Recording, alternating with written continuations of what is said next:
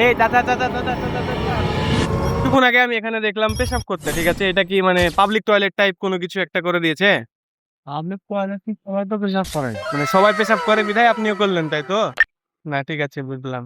মানে এ এটা কাহা পাবলিক টয়লেট টাইপই আর কি, গ্যাপে গ্যাপে পাবলিক টয়লেটের মতো। পাবলিক টয়লেটের মতোই। আচ্ছা আচ্ছা, থ্যাংক ইউ থ্যাংক ইউ। এটা মূলত মানুষের হাঁটার একটা রাস্তা, এখানে দিয়ে মানে একটা ফুটপাত, এটা এখান থেকে মানুষের যাওয়া আসা হাঁটা চলা করে। তবে এই রাস্তার পাশে এমনই একটা বেচরি, মানে এমনই একটা বেচরি স্মেল, মানে বলার বাইরে। একটা দেশের অবস্থা ঠিক কতটুকু গরম হইলে একটা দেশের মানে রাজশাহীর মতন একটা শহরে পাবলিক টয়লেট করার একটা বাজেট পাস হয় না। ইতিমধ্যে আপনারা দেখতে পাচ্ছেন আমার পিছে একটা পাবলিক টয়লেট, সেখানে নাকি সবাই মুতে, বাচ্চা লোক থেকে শুরু করে কোটটায় পরা একটা লোক, সেও মুতে।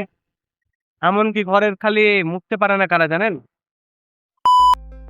আজকের ভিডিওটা আমাদের কিছু বছর আগে পরিষ্কার পরিচ্ছন্ন পরিষ্কার পরিচ্ছন্নতার শীর্ষে থাকা সে শহরটাকে নিয়ে, যে শহরটার নাম রাজশাহী। এখন সে শহরটা সে ভুগছে ভাইয়া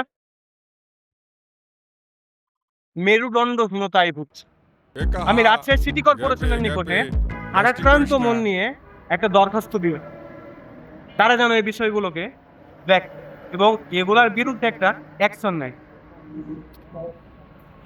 আমাদের টিম খেদির বিদির স্কোয়াড এরকম ধরনের ভিডিও এর আগে কখনো আনেনি, আনার ইচ্ছাও নয়।